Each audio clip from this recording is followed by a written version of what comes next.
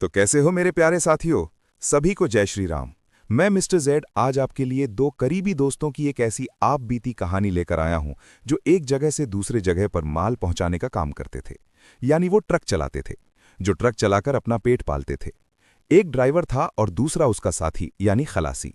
लेकिन एक बार सफर के दौरान उनके साथ कुछ ऐसा घटित हुआ जिसकी उन्होंने सपने में भी कल्पना नहीं की थी। ये कहानी एकदम सच्ची घटनाओं पर आधारित है। जो साथी पहली बार हमारे चैनल पर आए हैं वे कहानी को अंत तक जरूर सुनें और उसके बाद ही तय करें कि आपको इस परिवार का हिस्सा बनना है या नहीं। चलिए शुरू करते हैं कहानी की शुरुआत। ये कहानी है दो दोस्तों की, आर्यन और विक्की। दोनों उत्तर प्रदेश के एक छोटे से गांव में रहते थे। आर्यन पढ़ाई लिखाई में कुछ खास नहीं था, इसलिए उसने ट्रक चलाना सीख लिया और अब वो लंबी दूरी के रूट पर माल ले जाने का काम करता था। आर्यन अक्सर अपने बचपन के दोस्त विक्की को भी साथ ले जाया करता था ताकि रास्ता भी कट जाए और दोनों का घूमना फिरना भी हो जाए। एक बार उन्हें कोलकाता माल पहुंचाने का बड़ा ऑर्डर मिला। हमेशा की तरह आर्यन विक्की को साथ लेकर निकल पड़ा। वापसी में अभी उन्हें निकले कुछ ही देर हुई थी कि विक्की ने अचानक ट्रक रोकने को कहा। आर्यन झड़नाते हुए बोला, अबे भाई, अभी चले हुए मुश्किल से 1 घंटा हुआ है और तू दूसरी बार ट्रक रुकवा रहा है। ऐसे तो हम कभी घर नहीं पहुंचेंगे। विक्की ने मासूमियत से कहा, यार कल रात ज्यादा पी ली थी, बार बार पेशाब आ रहा है, बस 2 मिनट रुक, अभी आया। वो रहस्यमयी चीज। आर्यन ने ट्रक रोक दिया। विक्की सड़क किनारे घनी झाड़ियों की तरफ चला गया।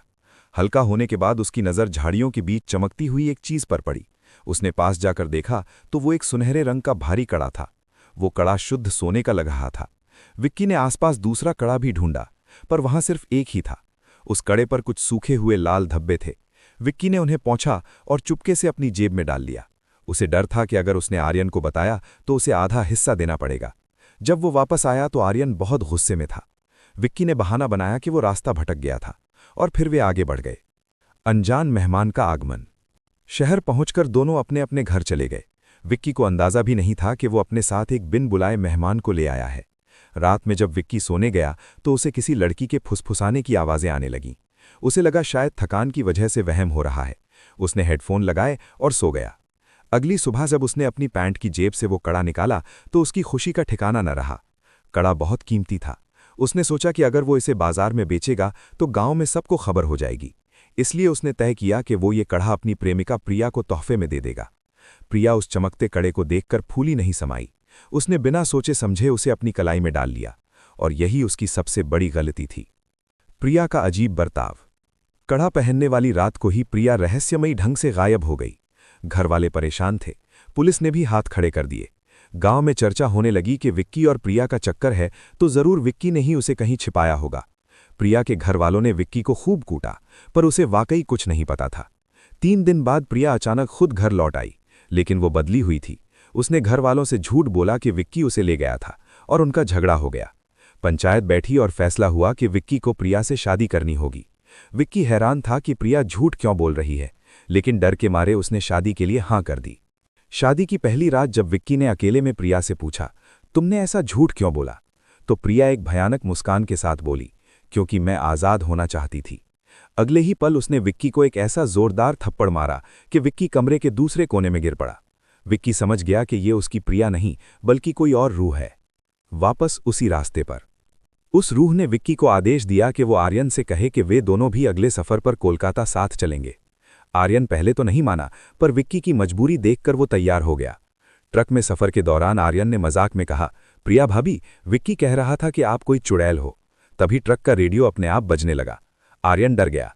प्रिया यानी रूह बोली, ये मजाक नहीं, सच है, और मेरा निशाना तुम लोग नहीं कोई और है। बस चुपचाप मुझे कोलकाता ले चलो, वरना अंजाम बुरा होगा। कोलकाता का रहस्य।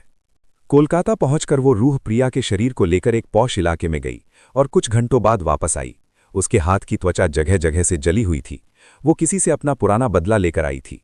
विक्की ने डरते डरते आर्यन को उस सोने के कड़े वाली बात बताई। आर्यन को गुस्सा तो आया, पर अब वे फंस चुके थे। वे वापस गांव आए। आर्यन एक तांत्रिक को भी लेकर आया, पर उस रूह ने विक्की की बहन को भी अपने कब्जे में लेने की धमकी देकर सबको भगा दिया। एक आखिरी फरमाइश। एक रात उस रूह ने फरमाइश की कि उसके लिए मछली चावल यानी फिश राइस बनाया जाए। विक्की का परिवार शुद्ध शाकाहारी था, इसलिए उन्होंने मना किया तो उनकी जमकर कुटाई हुई। अंत में वे होटल से मछली लाए, जो प्रिया ने चुपके से खा ली। देर रात उस रूह ने हंसते हुए उनसे कहा, तुम दोनों वाकई मूर्ख हो, पर चलो तुम्हारी इसी मूर्खता की वजह से मैं अपना बदला ले पाई। अब परसों तुम्हें माल लेकर दिल्ली जाना है और मैं भी साथ चलूंगी। आर्यन और विक्की सन्न रह गए। उन्हें समझ नहीं आ रहा था कि इस सोने के कड़े से शुरू हुई ये मुसीबत आखिर कब और कहाँ खत्म होगी। विक्की की पत्नी प्रिया के शरीर पर एक रूह का कब्जा है जिसने अब उन्हें दिल्ली चलने का हुक्म दिया है। आखिर दिल्ली में ऐसा क्या है? क्या आर्यन और विक्की इस रूह के चंगुल से आज़ाद हो पाएंगे? कहानी को आखिर तक सुनना, क्योंकि आज इस रहस्य से पर्दा उठने वाला है। दिल्ली का सफ़र और रूह का खौफ। तय समय के अनुसार आर्यन ने ट्रक निकाला। विक्की और प्रिया, जिसके अंदर वो रूह थी, कैबिन में बैठ गए। रास्ते भर सन्नाटा छाया रहा, लेकिन ट्रक के अंदर का तापमान बर्फीला हो चुका था। आर्यन को बार बार महसूस हो रहा था कि पीछे वाले शीशे में प्रिया की जगह कोई और साया बैठा है। रास्ते में जब वे एक ढाबे पर रुके तो विक्की ने हिम्मत जुटाकर फुसफुसाते हुए पूछा, आप हमें दिल्ली क्यों ले जा रही हैं? वहां कौन है? प्रिया की आंखों में एक अजीब सी लाल चमक उभरी और वो बोली, वहां वो शख्स है जिसने मेरा सुहाग उजाड़ा था और मुझे इस कड़े के लिए झाड़ियों में मरने के लिए छोड़ दिया था। बीते कल का काला सच। उस रूह ने बताया कि सालों पहले वो और उसका पति भी इसी तरह ट्रक से सफर कर रहे थे। दिल्ली के एक बड़े व्यापारी के गुंडों ने लूटपाट के इरादे से उन पर हमला किया। उन्होंने उसके पति को मार दिया और उसका ये सोने का कड़ा छीनने की कोशिश की। छीना झपटी में उसका हाथ कट गया और वो तड़प तड़प कर झाड़ियों में मर गई। वो कड़ा वहीं गिर गया था, जिसे विक्की ने उठा लिया। अब वो रूह उस व्यापारी के बेटे से बदला लेने दिल्ली जा रही थी, जो वहां एक बड़ी कोठी में रहता था। कोठी का मंजर। आधी रात को ट्रक दिल्ली के बाहरी इलाके की एक आलीशान कोठी के सामने रुका। रूह ने आर्यन और विक्की को आदेश दिया कि तुम दोनों ट्रक यहीं रखो और बाहर पहरा दो। अगर कोई अंदर आने की कोशिश करे तो मुझे खबर करना। प्रिया के शरीर के माध्यम से वो रूह हवा की तरह दीवार लांघ कर अंदर चली गई। कुछ ही देर में कोठी के अंदर से चीखने चिल्लाने की भयानक आवाजें आने लगीं। आर्यन और विक्की थर थर कांप रहे थे। उन्हें समझ नहीं आ रहा था कि वे पुलिस को बुलाएं या वहां से भाग जाएं, लेकिन वे जानते थे कि अगर भागे तो वो रूह उन्हें छोड़ेंगी नहीं। अंतिम फैसला और मुक्ति। करीब 1 घंटे बाद प्रिया कोठी से बाहर आई। उसके कपड़े खून से सने थे, लेकिन उसके चेहरे पर एक अजीब सा सुकून था। उसने विक्की की तरफ हाथ बढ़ाया और वो सोने का कड़ा उसे वापस कर दिया। वो कांपती आवाज में बोली, मेरा बदला पूरा हुआ, अब मुझे शांति चाहिए। लेकिन याद रखना विक्की, इस कड़े को दोबारा मत रखना। इसे ले जाकर गंगा में प्रवाहित कर देना, तभी तुम्हारी पत्नी और तुम सुरक्षित रहोगे। इतना कहते ही प्रिया अचानक बेहोश होकर गिर पड़ी। आर्यन और विक्की ने तुरंत उसे उठाया और वहां से भाग निकले। सुबह का उजाला। सुबह जब प्रिया को होश आया तो उसे कुछ भी याद नहीं था। उसे बस इतना पता था कि वो अपने पति और उसके दोस्त के साथ दिल्ली घूमने आई है। आर्यन और विक्की ने उसे सच बताना ठीक नहीं समझा।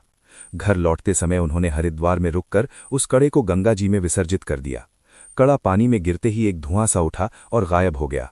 विक्की को महसूस हुआ जैसे उसके कंधे से कोई बहुत भारी बोझ उतर गया हो। आज भी आर्यन और विक्की जब उस रास्ते से गुजरते हैं जहां वो कड़ा मिला था, तो उनकी रूह कांप जाती है। उन्होंने उस दिन के बाद से कभी भी रास्ते में पड़ी किसी अनजान चीज को हाथ नहीं लगाया। तो साथियों, ये थी सोने के कड़े की पूरी कहानी। ये घटना हमें सिखाती है कि लालच इंसान को ऐसी मुसीबतों में डाल सकता है जहां से निकलना नामुमकिन होता है। आपको ये कहानी कैसी लगी? कमेंट्स में जरूर बताएं और हाँ, अपनी सुरक्षा का ध्यान रखें। मिलते हैं अगले वीडियो में एक नई आप बीती के साथ। तब तक के लिए जय श्री राम।